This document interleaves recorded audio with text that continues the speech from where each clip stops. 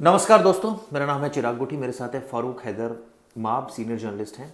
आज बात कर रहे हैं एक ऐसे केस की, एक ट्रेनी आईपीएस की दरअसल, जिनका नाम है चिराग जैन। तो नाम मिलता जुलता है। हाँ, नाम मिलता जुलता, लेकिन काम बहुत अलग है उनका। मेरा काम अलग है, उनका काम अलग है। ये आईपीएस हैं, ट्रेनी आईपीएस हैं, प्रयागराज में ये पोस्टेड हैं। इन्होंने एक बड़ा ज़बरदस्त केस क्रैक किया। केस कुछ इस तरह का था कि एक लड़का एक लड़की को लेकर फरार हो गया। उसके माँ बाप ने कंप्लेंट करी, किडनैपिंग का केस दर्ज हुआ। इतना पता था कि लड़का फलां जगह पर रहता है, और उसके बाद उसको ढूंढने की कवायद शुरू हुई। उसका मोबाइल स्विच ऑफ जा रहा था, ऐसे में कोई लोकेशन का पता नहीं, लड़का कहाँ है, क्या कर रहा है। अब इन्होंने उसकी सोशल मीडिया एक्टिविटी देखनी शुरू करी कि किस तरह से एक्टिविटी रहती है सोशल मीडिया पर, फेसबुक पर, इंस्टाग्राम पर, यूट्यूब पर, कहाँ एक्टिव रहता है लड़का। पता चला फेसबुक पर बहुत ज़्यादा एक्टिव रहता है। अब ऐसे में उसे संपर्क भी साधना था और लड़की को भी बरामद करना था। लड़की की सकुशल रिहाई सबसे बड़ा टारगेट था। जो ट्रेनी आईपीएस थे, उनके दिमाग में खुराफात आई कि क्यों ना मैं एक लड़की बनकर उसको फ्रेंड रिक्वेस्ट भेजूं। तो उन्होंने एक लड़की का प्रोफाइल बनाया फेक, और उसके बाद एक फ्रेंड रिक्वेस्ट भेजी। पहले बातचीत की, पहले पूरा ट्रस्ट गेम किया काफ़ी टाइम तक, बहुत ज़बरदस्त तरीके से बातचीत हुई। फिर नंबर एक्सचेंज होने की जब बारी आई, तो पहले तो लड़के ने नंबर नहीं दिया। फिर 2-3 दिन वो बैठे रहे, आईपीएस लगे रहे। फिर कोई इधर उधर की बात करी।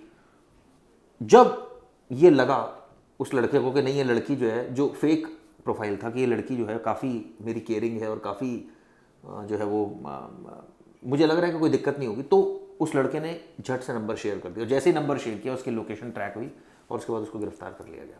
पुलिस ने छापा मारा। तो काफ़ी चर्चा है इस ट्रेनी आईपीएस की, चिराग जैन इनका नाम है। किस तरह से देखते हैं हैदर भाई? बड़ा एक यूनिक केस, एक तरह से दिमाग का बहुत ज़्यादा एप्लीकेशन इसमें लगाया। तो उन्होंने जो आईडी बनाई थी वो अपनी रियल फोटो से बनाई थी। नहीं, वो उन्होंने एक फेक आईडी बनाई, एक लड़की की आईडी बनाई, और कम्युनिकेशन किया एक्यूज के साथ। ओके। देखिए, इस तरह के मामले पहले भी आते रहे हैं कि जब इस तरह के जो केसेस हैं उनको सुलझाने के लिए इस तरह के रास्ते अपनाए गए हैं। हमने पहले भी देखा कि जब कोई एक्यूज़ या कोई आरोपी नहीं मिलता है तो जो टेक्निकल सर्विलांस है उसके ज़रिए पुलिस अब उनका पीछा करती है। लेकिन अब चूँकि जो लोग हैं, जो अपराधी हैं, वो भी समझदार हो चुके हैं। वो ये जानते हैं कि उन्हें क्या चीज़ ऑन करनी है, क्या चीज़ ऑन नहीं करनी है, और उनको बचने के तरीके पता हैं। काफ़ी कुछ तो इन्होंने टीवी पे देख के भी लोगों ने सीख लिया कि कहाँ पे क्या क्या नहीं करना है। तो अब उनको ऐसे में ट्रेस कर पाना थोड़ा मुश्किल हो गया है। जाहिर सी बात है, पुलिस को अब अपने आप को अपग्रेड करना है, और ये पुलिस जो अपग्रेड करती है ख़ुद को, ये उसका सबसे बेहतरीन नमूना है। मतलब ऐसा इस तरह का देखने में काफ़ी कम आता है।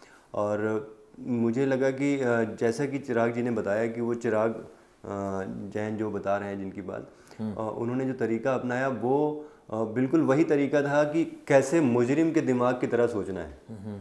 ठीक है, अगर आप उसकी तरह सोचते हैं, पुलिस वाला बन के सोचेंगे तो शायद नहीं पकड़ पाएंगे, लेकिन मुजरिम के दिमाग की तरह सोचना है, तभी उस तक पहुंचा जा सकता है। और ये बेहतरीन एग्जाम्पल है। क्योंकि कई बार ऐसा होता है दोस्तों कि इस तरह की केसेस में जब कोई लोकेशन आपको नहीं मिल रही है, मोबाइल नंबर ट्रैक नहीं हो पा रहा है, तो पुलिस के लिए बड़ा मुश्किल होता है कि उसको ढूंढना। अब इतना बड़ा देश है, कहाँ कोई बंदा कहाँ चला गया है और कोई संपर्क नहीं हो पा रहा है। तो ये तो चांस की बात है कि फेसबुक पर वो एक्टिव था लड़का, उसको इस तरह से ल्योर किया और उसके बाद पकड़ा। लेकिन इस तरह के काफ़ी केसेस आते हैं, और हम इस पर मैं चाह रहा था एक सीरीज़ भी हम बनाएंगे, और जो साइबर क्राइम से जुड़ी हुई सीरीज़ है, जिसमें हम बताएंगे किस तरह के साइबर क्राइम्स होते हैं और किस तरह से पुलिस उन साइबर क्राइम्स को क्रैक करती है। और अगर आपके पास भी कोई आपके साथ कोई साइबर क्राइम है तो आप हमें बताइएगा। हम कंसर्न पुलिस स्टेशन में और कंसर्न पुलिस को उसकी इत्तला देंगे अपने लेवल पर, ताकि आप लोगों की भी मदद हो सके। ये एक अच्छी हम पहल कर सकते हैं क्राइम तक के माध्यम से, क्योंकि लगातार इस तरह के केसेस अब बहुत ज़्यादा आ रहे हैं, क्योंकि लोग डिजिटली बहुत एक्टिव हो गए हैं। और ऐसे में फ्रॉड, जो डिजिटल फ्रॉड हो रहे हैं, वो हैदराबाद में बहुत ज़्यादा हो रहे हैं। इस पर क्या कहना है? अनडाउटेडली, मतलब डिजिटल फ्रॉड का इस आलम यह है कि आप नए नए तरीके, जो ये डिजिटल फ्रॉड करने वाले हैं वो नए नए तरीके अपना रहे हैं। मैं आपको एक एग्जांपल बताऊं कि कैसे मतलब मुझ जैसे आदमी तक भी लोगों ने ये कोशिश की। मैंने एक बार अपनी बाइक को ओएलएक्स पे डाला कि उसको बेचना है। मैं इस्तेमाल नहीं करता था बाइक को।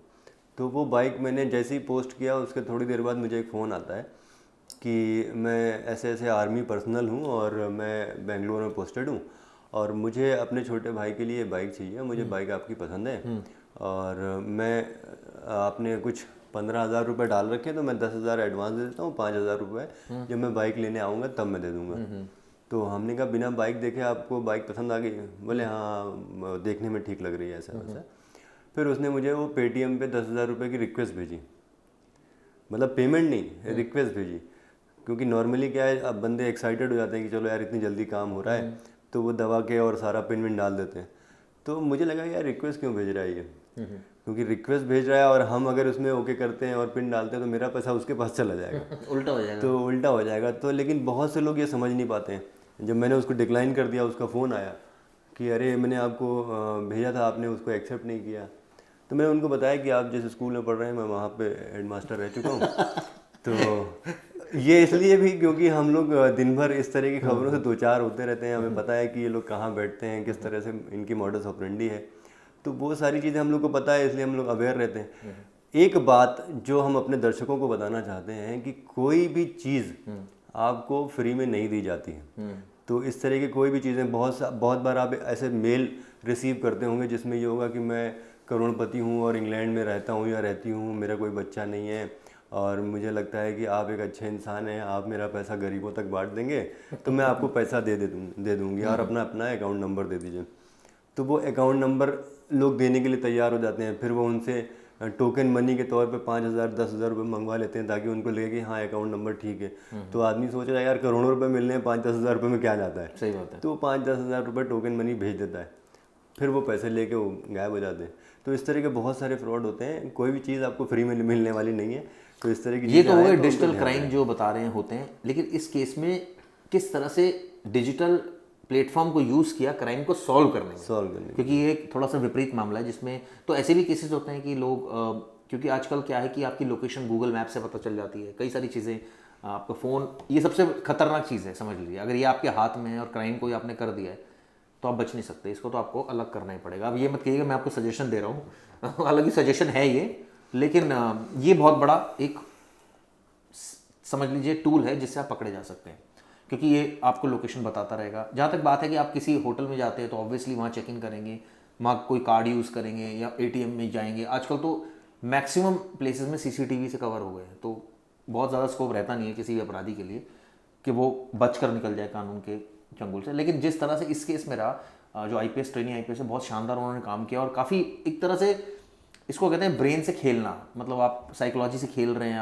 आपने सोचा कि उसको क्या पसंद है, उसको आपने उसी तरह उसको, ये फिल्मों में देखते हैं अक्सर हम कि एकदम आपने वेशभूषा बदल ली और आप जो है वो बन गए, फलाना बन गए। इस केस में भी उसने एक तरह से अपनी आइडेंटिटी कुछ और बना दी।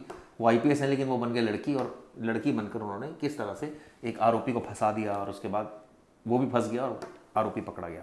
तो इस तरह के कई और केसेस भी हैं जिसमें जो हम आने वाले समय में डिस्कस करेंगे। और डिजिटल क्राइम पर भी हम ये डिस्कस करेंगे किस तरह से डिजिटल क्राइम जो है वो ऑब्वियसली बहुत ज़्यादा बढ़ गया। और मैं चाहता हूँ आप लोग हमें कमेंट बॉक्स में ज़रूर लिखिए आपके साथ जो जो डिजिटल क्राइम हुआ है, क्या पुलिस, कौन सा थाने का मामला है, पुलिस कुछ कर पा रही है या नहीं।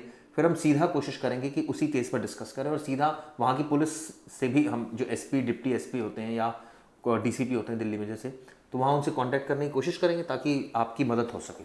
क्यों हैदर भाई? बिल्कुल। फिलहाल के लिए शुक्रिया दोस्तों, धन्यवाद।